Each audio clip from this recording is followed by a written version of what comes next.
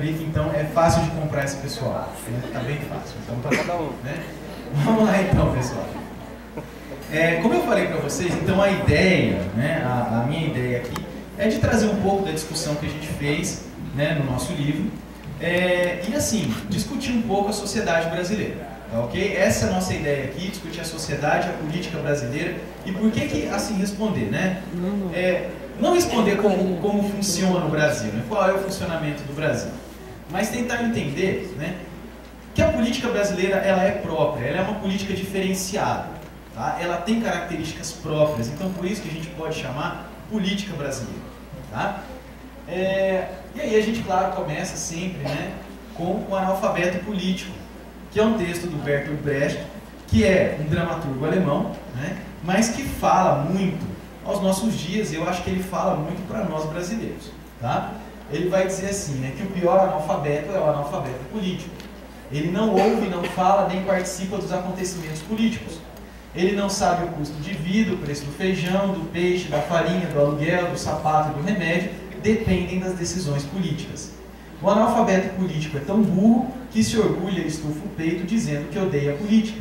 Não sabe o imbecil que, da sua ignorância política, nasce a prostituta, o menor abandonado e o pior de todos os bandidos, que é o político vigarista, pilantra, corrupto e lacaio das empresas nacionais e multinacionais. Ele não está falando do Brasil, ele está falando da Alemanha. Tá? Ele está falando da Alemanha. Mas, então, isso já pode ser um indicativo para nós de algumas coisas que são, vamos dizer assim, comuns na política. Não é? A gente tem um complexo aqui no Brasil de achar que o Brasil tudo é de ruim, tudo é de pior e principalmente a política ela é isso. É também, né? Mas a gente tem que entender, lançar um olhar específico para a nossa política. E claro, né? Vim aqui falar sobre política, eu estou aqui exercendo também um pouco do meu direito, né? De emitir minhas opiniões, de falar sobre política, enquanto eu não corro risco de ser preso, né? Vocês já viram que Alagoas, se eu não me engano foi semana passada ou retrasada, já foi votada uma lei, já foi aprovada uma lei, onde é proibido o professor falar de política dentro de sala de aula, né? E tem um movimento muito forte no Brasil, que foi falado hoje à tarde, aqui na palestra da tarde, pena que tinha poucas pessoas, né? Que é o movimento Escola Sem Partido, que na verdade não é escola sem partido. Eu, por exemplo, eu não tenho partido. Eu não tenho partido nenhum. Mas a questão da escola sem partido é de a escola sem política. É a escola que vai semear, que vai institucionalizar, melhor dizendo, o analfabeto político aqui no Brasil. Tá? O analfabetismo político, né, se a gente for ver, ele tem aí 2016 no nosso país, infelizmente, como um dos grandes marcos. Tá? Então é algo que a gente tem que pensar para o futuro. Tem que pensar, porque, pessoal, já não está mais no nível do discurso isso. Já não é mais o nível de você dizer, o brasileiro não gosta de política, o brasileiro não sabe a política, o brasileiro não entende a política. Agora é muito pior. O brasileiro vai ser obrigado a não gostar, a não entender e não se interessar por política. Tá? Inclusive aí com os professores aí correndo risco de prisão, né? Que é uma coisa absolutamente grave, né? E que se revela aí no nosso futuro. Para a gente começar a falar sobre política então, pessoal, eu gosto aqui de iniciar a questão, a fala sobre política, sempre lembrando daquele que eu acredito, né, que é um dos principais pensadores sobre política de todos os tempos, que é o Nicolau Maquiavel. Tá? A gente precisa falar desse cara, para a gente deixar de ser analfabeto político. Tá? Qual foi a grande revolução do Maquiavel? Qual é a grande, assim, reviravolta do pensamento do Maquiavel? Inclusive hoje também ele foi citado da forma negativa, porque geralmente quando a gente fala em Maquiavel e política, você sempre pensa na questão negativa. Alguém aqui conhece o Nicolau Maquiavel? Já ouviu falar? Já, né? No ensino médio os professores comentam, falam lá do príncipe, né? Do Nicolau Maquiavel, da coisa maquiavélica, que ele ensina o governante a dominar, a submeter o povo e etc. E não é bem assim, tá? Não é bem assim. A grande revolução do Maquiavel, que a gente pode dizer assim, é ele dizer que a política ela é o campo próprio do conflito. Tá? Muito diferente dos filósofos antigos, né, que o Provete conhece bem aí, o Platão, né, que vai dizer lá que a política ela é o espaço da ética, né, a política reflete a alma do homem, a alma racional, corajosa, né, a política é o espaço onde o homem vai sufocar os seus apetites, né. Diferente disso, o Maquiavel ele vai dizer a política é o campo do conflito. A política é o campo do conflito. É o conflito de quem? O conflito de quem quer mandar e o conflito de quem não quer ser mandado. Tá? Política é esse conflito. Isso acontece em todas as ordens políticas. Todas as cidades, todos os países onde você tem política, você necessariamente tem conflito. Tá? É isso que o Maquiavel fala. Esse conflito ele se dá de formas diferentes. Ele pode acontecer ou no Principado ou na República. Aí é que está o coringa do baralho. No Principado, esse conflito ele se dá de uma forma diferente. Ele se dá de uma forma mais violenta. E por isso que você precisa de uma figura, que é o príncipe, que é um fundador de estados, tá? Que precisa direcionar esse conflito. Esse conflito ele vai ter vazão através do príncipe. Tá? Então o príncipe, de vez em quando ele vai ter que fazer o jogo do poderoso, de vez em quando ele vai ter que fazer o jogo do povo. E enfim, de vez em quando ele não vai poder fazer o jogo de nenhum dos dois. Ele vai ter que sufocar geral essa galera. Mas o conflito ele sempre vai existir. Agora o que é legal, pessoal, é que o Maquiavel ele tem um outro livro que geralmente as pessoas não leem, né, porque é difícil, e realmente é difícil, que é o Discurso sobre a Primeira Década de Tito Livio. Que é quando o Maquiavel, aí ele não vai falar do príncipe. Tá? Aí ele vai falar de uma formação política que não tem príncipe, que é diferente, que já é de um Estado estabelecido, que é a República. E na República, a gente vê um Maquiavel completamente diferente daquele do príncipe. Tá? Porque não tem príncipe.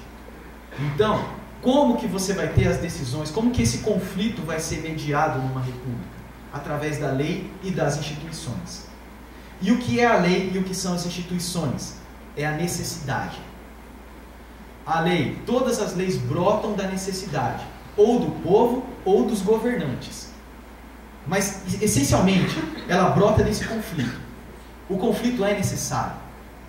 Cuidado quando a gente ouve, né, muito hoje em dia, nesses grupos que estão se dizendo como políticos aí aqui no Brasil, né, desses grupos que dizem, né, que querem unir o Brasil.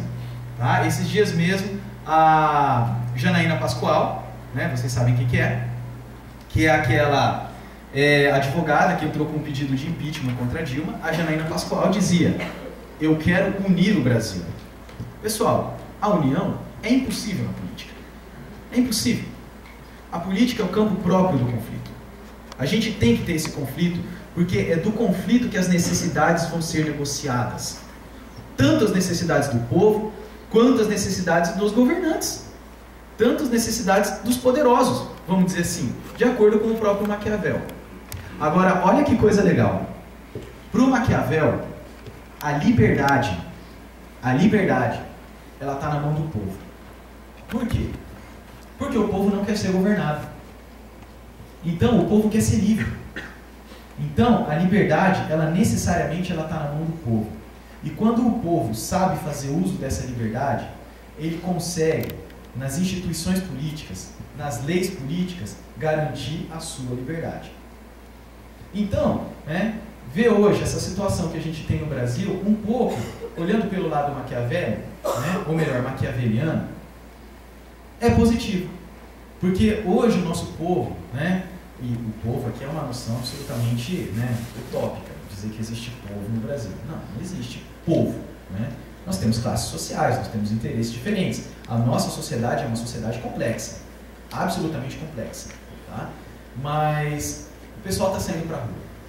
Está saindo, está se posicionando.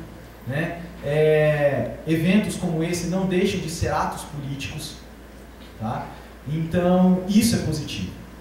É saber que nós, ainda que eu estou partindo do pressuposto que nós aqui sejamos povo, porque nós não queremos ser governados, porque acredito que ninguém aqui esteja numa assembleia de governantes, etc. Se nós não queremos ser governados, a gente também tem que saber o que fazer com a nossa liberdade. A gente tem que discutir a nossa liberdade, tem que saber o que fazer com ela. Porque é quando nós mostrarmos a necessidade da nossa liberdade, é que nós vamos ter leis e instituições. Tá? Instituições como, por exemplo, o Instituto Federal do Paraná. Tá? Essa é uma instituição que luta, que briga. Se nós estamos ainda funcionando, né, e se nós pretendemos continuar funcionando, o Instituto Federal do Paraná, ele depende de luta, ele depende de briga, dos seus professores, dos seus alunos também. Vocês têm um curso de Ciências Biológicas aqui no Instituto Federal, não é verdade? Vocês podem ter certeza que o curso que vocês têm hoje aqui, ele é muito diferente do que foi proposto a princípio pela reitoria. Vocês podem ter certeza disso. Eu não sei como é que é o curso de vocês, não vi a grade, não sei como é que é o curso de vocês, mas vocês podem ter certeza que ele é muito diferente da proposta inicial.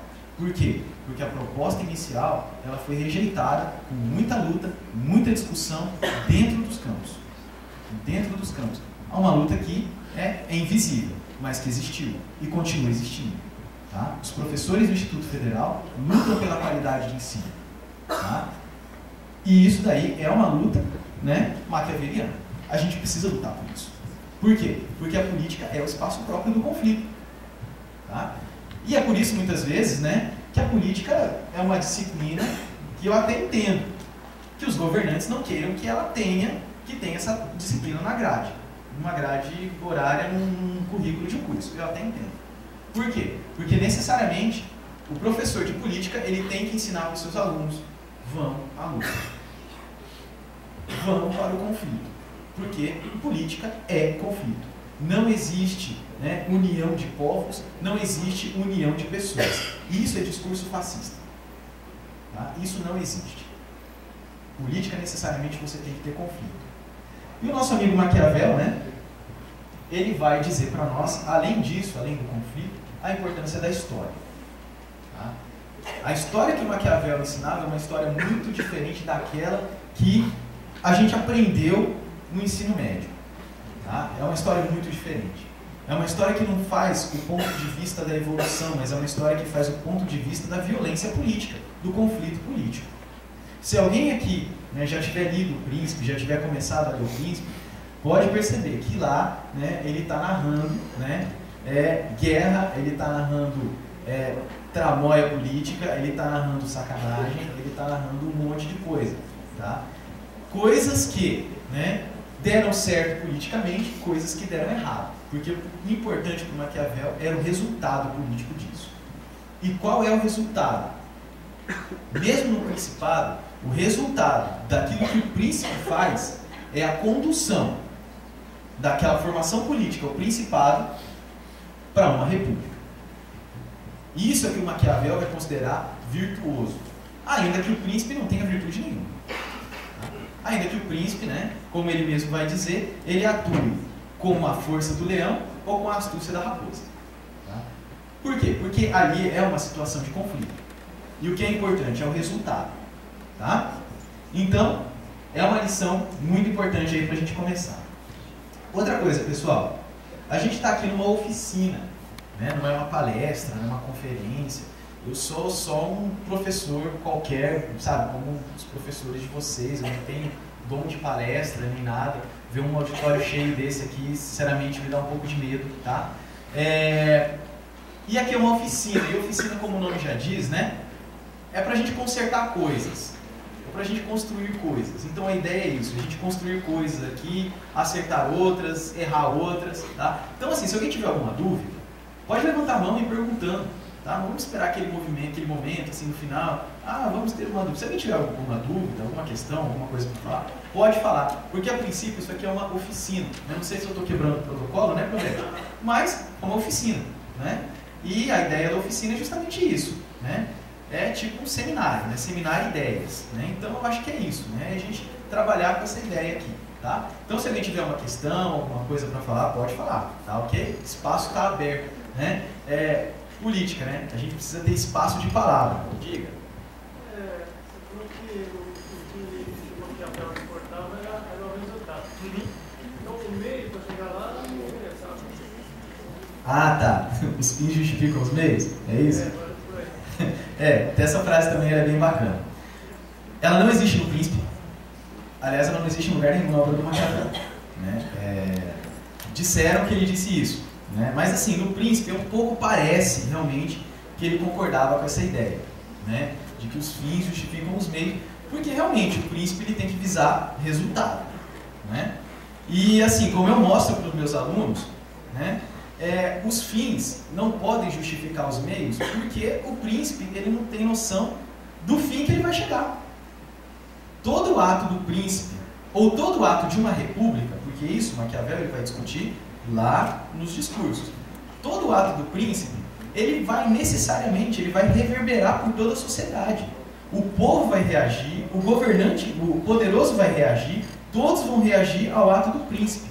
Isso gera uma cadeia de ações tão grande que o príncipe não tem noção do que vai acontecer lá no final.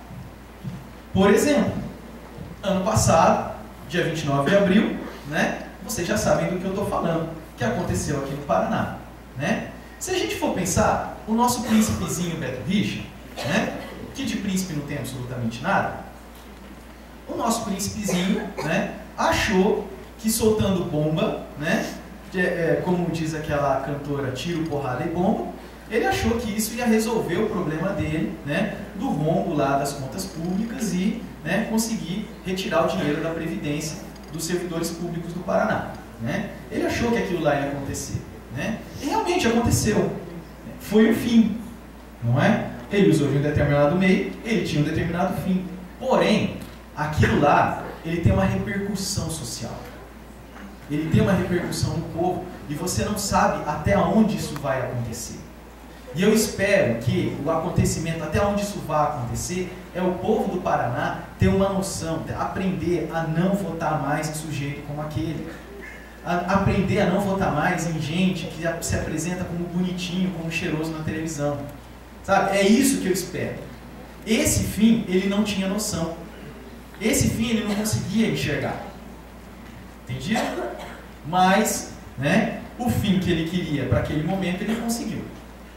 Entendido? Mas, né, um fim maior, né, que aí sim é o sentido, o real sentido da política, aí ele não teve ideia. E com certeza eu espero, né, ele tenha enterrado para sempre, definitivamente, a carreira política dele, né, depois do que aconteceu. Espero, né?